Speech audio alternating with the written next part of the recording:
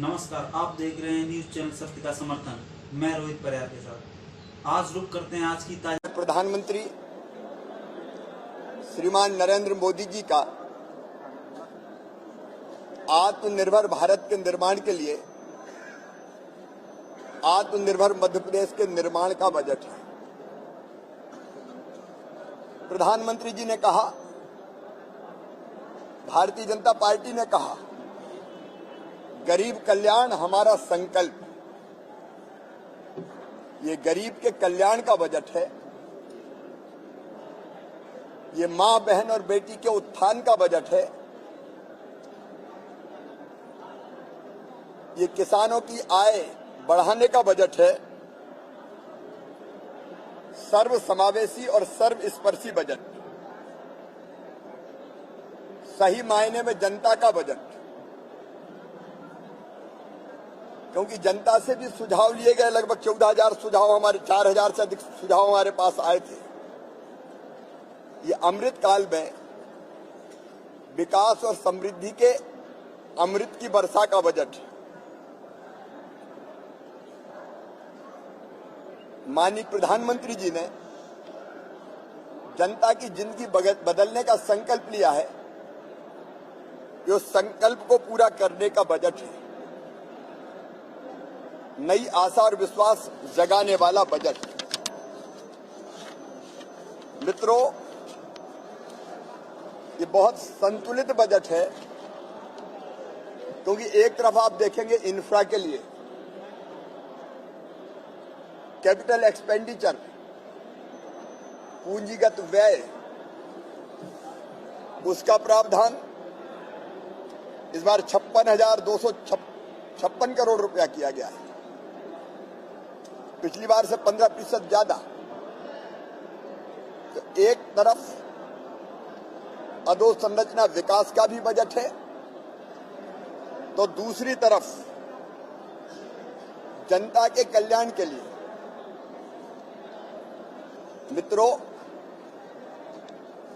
मां, बहन, बेटी मतलब महिला, आधी आबादी, उनका कल्याण हमारी प्राथमिकता रही है। और 1,02,976 करोड़ रुपए का प्रावधान इसके लिए किया गया है। मैं समझता हूं कि अब तक का ये सबसे ऐतिहासिक कदम और मन किया गया है। लाडली लक्ष्मी योजना के लिए प्रावधान किया गया है। कन्या विवाह के लिए प्रावधान किया गया है। प्रसूति सहायता के लिए प्रावधान किया गया है। गांव की बेटी जैसी योजनाओं के लिए प्रावधान किया गया है। महिला स्व सहायता समूहों को बैंक से ऋण मिल जाए, क्रेडिट लिंक मिले, उसका ब्याज भरने के लिए प्रावधान किया गया है। तो कुल मिला के 1,02,976 करोड़ रुपया महिला कल्याण पर खर्च किए जाएंगे। ये अभूतपूर्व है। मैं एक और बधाई देना चाहता हूं इस बात के लिए कि मुख्यमंत्री कौशल अप्रेंटिसशिप योजना, ये अपने आप में अभूतपूर्व है। 1,000 करोड़ रुपए का इसमें प्रावधान किया गया है। 1 लाख युवाओं को इसका लाभ मिलेगा। इस बार एक नई योजना, मुख्यमंत्री बालिका स्कूटी योजना, जो शासकीय स्कूल में 12th क्लास में अपने स्कूल में पहले नंबर पर आएगी, उस बिटिया को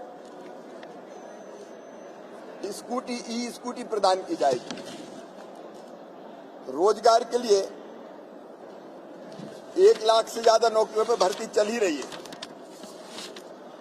लेकिन उसके अतिरिक्त स्वरोजगार की योजना, मुख्यमंत्री युवा उद्यम क्रांति जैसी योजनाओं के लिए पर्याप्त प्रावधान, और अपने नौजवानों को स्किल्ड करने के लिए भोपाल में संत रविदास ग्लोबल स्किल पार्क बन रहा है। उसी की तर्ज पर ग्वालियर, जबलपुर, सागर, रीवा में ये बड़े स्किल सेंटर स्थापित किए जाएंगे। किसानों के लिए, कृषि के लिए, खेती के लिए लगभग 53,964 करोड़ रुपए का प्रावधान इस बजट में किया गया है। विशेष रूप से वो किसान जो ऋण माफी के झूठे वादे के चक्कर में डिफाल्टर हो गए थे और उनको 0% ब्याज पर कर्ज मिलना बंद हो गया था,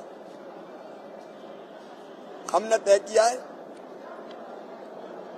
कि हम ये जो कर्ज है, कर्ज का जो ब्याज है सहकारी समितियों का, वो सरकार भरेगी ताकि 0% ब्याज पर फिर किसान को कर्जा मिल सके। उसके लिए 2,500 करोड़ रुपए का प्रावधान इस बजट में किया गया है। प्रधानमंत्री जी 6,000 रुपया देते हैं, हम 4,000 रुपया देते हैं। हमारा जो 4,000 रुपए की मुख्यमंत्री किसान कल्याण योजना है उसके लिए 3,200 करोड़ रुपए का प्रावधान, 0% ब्याज पे कर्जा देने के लिए बजट में अलग प्रावधान। अरविंद जी बैठे हैं, सहकारी बैंकों को हम देते हैं। फसल बीमा योजना के लिए 2,000 करोड़ रुपया, बिजली बिलों पर सब्सिडी के लिए 13,000 करोड़ रुपया और भी अन्य कई योजनाएं हैं किसानों के लिए। पर्याप्त प्रावधान किया गया है, इससे खेती को लाभ का धंधा बनाने में और मदद मिलेगी। समाज के अनुसूचित जाति और जनजाति कमजोर वर्ग के लोगों को देखें तो जनजाति कल्याण के लिए 36,950 करोड़ रुपया, जो पिछले साल से 37% अधिक है, जिसमें सिकल सेल मिशन के लिए भी प्रावधान किया गया है 50 करोड़ रुपए का, और अनुसूचित जनजाति के लिए भी 26,087 करोड़ रुपए का प्रावधान किया गया है। पिछड़ा वर्ग के लिए, घुमंतु विमुक्त अर्धघुमंतु समुदाय के लिए बजट में विशेष रूप से प्रावधान किया गया है। शिक्षा पर 38,375 करोड़ रुपए, जो पिछले साल से 5,532 करोड़ रुपया अधिक है। और दो विशेष चीजें, सीएम राइज स्कूल के लिए भी प्रावधान, ताकि उच्च गुणवत्ता वाली शिक्षा हम अपने विद्यार्थियों को दे सकें। और पीएम श्री योजना के अंतर्गत पीएम साहब जो पीएम श्री स्कूल बनाने वाले, उसमें स्टेट का शेयर भी हमने दिया है, उसके लिए भी 277 करोड़ रुपए का प्रावधान किया है। इससे शिक्षा की गुणवत्ता सुधरेगी। मित्रों, हमारे खिलाड़ी खेल के मैदान में बहुत बेहतर प्रदर्शन कर रहे हैं। खेलो इंडिया यूथ गेम्स के में हमने देखा, हमारे ओवरऑल मध्य प्रदेश कभी 8वें 10वें नंबर पर हुआ करता था, अब 3रे नंबर पे आ गया है। इसलिए खेल का बजट 3 गुना ज्यादा इस बार बढ़ाया गया है। 738 करोड़ रुपए का प्रावधान। हेल्थ के लिए अगर आप देखेंगे, स्वास्थ्य के क्षेत्र में और बेहतर सुविधाओं के लिए तो 16,055 करोड़ रुपए का प्रावधान। उनमें से आयुष्मान भारत के लिए 953 करोड़ रुपया और नए मेडिकल कॉलेजों के भवन के निर्माण के लिए भी पर्याप्त राशि दी गई है। चाहे सिंचाई हो और चाहे सड़कें हो, सड़कों के लिए 10,182 करोड़ रुपया, जिनमें पुलों का निर्माण और संधारण भी शामिल है। सिंचाई जो बढ़ा के हमको 65 लाख हेक्टेयर तक ले जानी है, उसके लिए 11,049 करोड़ रुपया और बिजली के इंफ्रा को ठीक करने के लिए 18,302 करोड़ रुपए का प्रावधान किया गया है। गांव का विकास हो, ग्रामोदय हो या नगरोदय हो, दोनों के लिए पर्याप्त प्रावधान किया गया है। 24,443 करोड़ रुपए तो है ग्रामीण विकास के लिए, और उसके साथ प्रधानमंत्री आवास के लिए हर गरीब को पक्की छत मुहैया कराना है। ये फिर 8,000 करोड़ रुपए का प्रावधान, ताकि गरीबों के घर का सपना पूरा हो, उसको हमने किया है। नगरों के लिए भी 14,882 करोड़ रुपए का ऐतिहासिक प्रावधान किया गया है। ग्रामीण अधोसंरचना के लिए 3,083 करोड़ रुपया, ये 15वें वित्त आयोग का भी है, और मनरेगा का 3,500 करोड़ रुपया भी है। मित्रों, एक और अभिनव पहल, सोशल इम्पैक्ट बॉन्ड हमने जारी करने का फैसला किया है। हमारी महिलाएं, हमारी बहनें बच्चे, वरिष्ठ नागरिक, दिव्यांगजन, निराश्रित और कल्याणी बहनों के लिए संस्थागत व्यवस्था हम बनाएंगे। और संस्थागत व्यवस्था में इनकी रोजगार कैसे बेहतर हो सकता है, इसलिए महिला प्रशिक्षण केंद्र हो, नशा मुक्ति केंद्र हो, मानसिक दिव्यांगजन कल्याण हो, पुनर्वास केंद्र हो, उनकी स्थापना हम करेंगे। सामाजिक महत्व के कार्यों में जो राष्ट्रीय और अंतर्राष्ट्रीय स्तर पर प्रतिष्ठित सामाजिक संगठन है, उनके साथ मिलके इसके लिए हम सोशल इम्पैक्ट बॉन्ड जारी करेंगे लगभग 1000 करोड़ रुपए के, और उसके लिए भी हमने 100 करोड़ रुपए का आउटकम फंड निर्मित किया है। एक तरफ इंफ्रा और जन कल्याण, वहीं तीसरी तरफ हमारे जो जीवन मूल्य है, परंपराएं हैं, हमारी संस्कृति है, उसको आगे बढ़ाने के लिए चाहे सागर में संत रविदास जी का स्मारक हो, ओरछा में राम राजा लोक हो, चित्रकूट में दिव्य वनवासी राम लोक और सलकनपुर में देवी महालोक, ऐसी जुड़ी परियोजनाओं के लिए भी लगभग 358 करोड़ का प्रावधान है।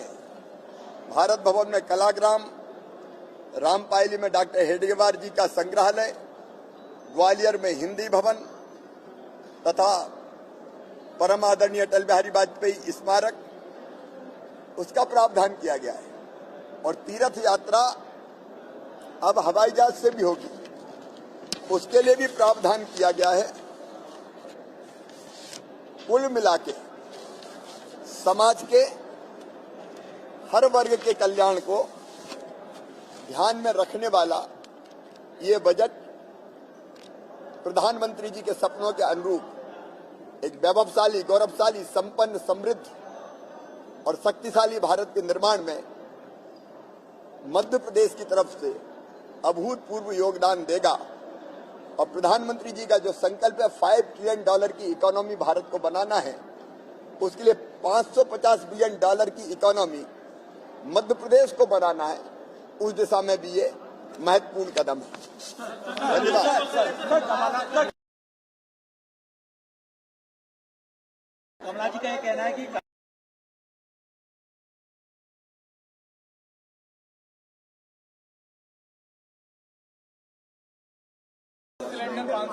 बातें हैं, बातों का क्या। कांग्रेस में आज इतना दम नहीं था तो वो इतने अच्छे बजट को ढंग से सुन पाती, और इसलिए हाउस में भी चिल्लाओ, सुनने मत दो, जनता भी ना सुन ले।